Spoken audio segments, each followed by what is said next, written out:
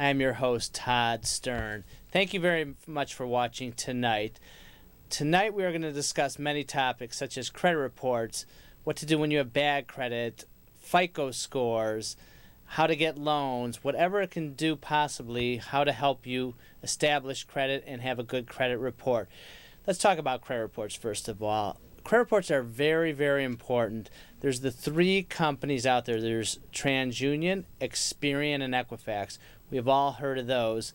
Those are the companies, these companies are for-profit companies that will sell your information to, such as financial companies. You go to get a car, you go to get a house, which will then basically give you a history of your payments, if you pay your credit on time, if you haven't paid. If you pay all your stuff and you have established credit, you're going to have high scores.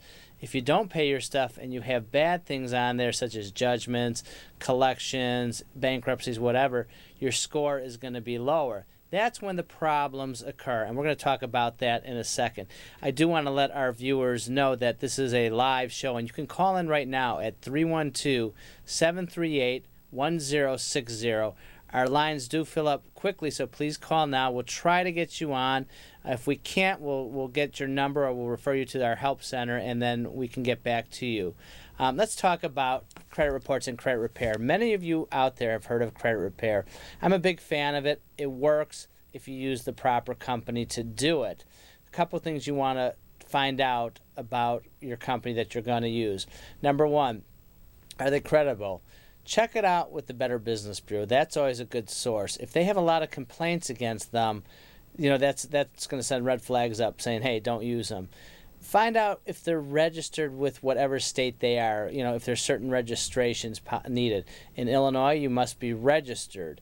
So basically, if they show you some paperwork as far as their contract, it's 2 pages, that's a problem. That's not right. The contracts, they have to have all kinds of disclosures, consumer rights, federal disclosures. So that's another sign that you have to look for. If they're very pushy and they're saying, oh, sign up, and they're making you all kinds of promises, we promise we'll get everything off, that's a bad sign too. So stay away from those people. There's a lot of good companies out there that can help you. Just do your homework. If you do need a little bit more information on that, you can also call us at the center and we can point you in the right direction at 773-862-7777 or email us at nwcredit@gmail.com. Okay, our lines are filling up and I do want to try to get to everybody's call. So let's go to our first call. Hello, caller. Thank you, sir, very much for being articulate and attending to me, giving me the red carpet treatment here. Sir, I'm calling because, number one, I'd like to know from your judgment. I don't have a credit card. I've never owned one. I never will own one. But let me ask you, do you think that with the habits of people purchasing, I'm speaking of the averages of maybe 23 to say 40 years of age. I have a niece who owes $38,000 today. She's in that much involved in it. Right. How do you think? Do you think we will ever be out of this binge of owing money? Because there's commercials galore on TV when you're sleeping about people that are going to get you out of credit debt. And that's impossible. So I'm going to hang up so that you can very nicely explain to me. And thank you for being so nice. You look very, very neat, too. Thank you very much for your call. Let me explain that to you and all our viewers out there. That is a little bit of a problem nowadays. Credit card companies and banks have gotten very, very aggressive with marketing their products. There's a lot of competition. It's a very profitable business, credit cards. So the banks are making it easier, and they're targeting younger audiences, such as college students. You'll see them at sporting events. Sign up here and you'll get a free T-shirt, whatever it might be. So they're attracting a younger crowd. The problem with that is that these people that are signing up for all these credit cards might not be educated and have the discipline on how to use them. Look, if you're going to, there's nothing wrong with credit cards if you're going to use them properly. If you do make charges, make sure that you can afford it and you make your payments. Just because they give you a credit card with a $5,000 credit limit doesn't mean go out the first month and spend $5,000 and then make minimum payments. You're going to be paying 18+% in interest, which is just going to add up. and it's going to make it very, very difficult to pay off. So what you want to do is, again, just, think about it. If I charge X amount of dollars per month, am I going to be able to pay it? As long as you do it like that, there's nothing wrong with credit cards. And I understand what you're saying, sir, that you might not have credit cards, but unfortunately, in our society today, a credit card is really essential as far as doing so many things: renting a car, getting a cell phone, getting airline tickets. To do anything on the internet, you need a credit card, and that's the way our country is going.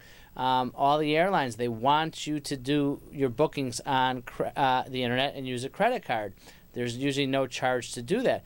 You call them up on the telephone and do it, and basically you're still going to need a credit card, but there's a fee of, I think, $20, $25 to do that. So credit cards are very, very important. As long as you don't abuse them, they're perfect, and I don't have any problems with them. Mortgages, same thing. Car loans, whatever. Just don't get in trouble with it. And if you have any more questions about debt, and I want to talk to my audience about something about debt, but call us right now at 738-1060. Talking about debt, now if you do get into situations where you do have a lot of debt and you're making just basically monthly minimum payments, and you just can't get out from underneath it, there are companies out there that do debt consolidation. The way these companies work, they basically have agreements with the major credit card companies out there, and what they do is they will basically reduce your interest rate or knock off the interest totally. So that's a real good thing. And basically, if you have, say, 5, 6 credit cards, you're going to have one place to pay. Then they'll make the payment for you.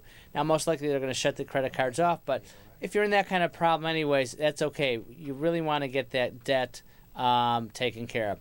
So let's go to our next call. Hello, caller. Oh, is that me? Yes, you need to turn your TV down a little bit. Yeah, it's off now. No problem. All right. I wanted to know about credit cards.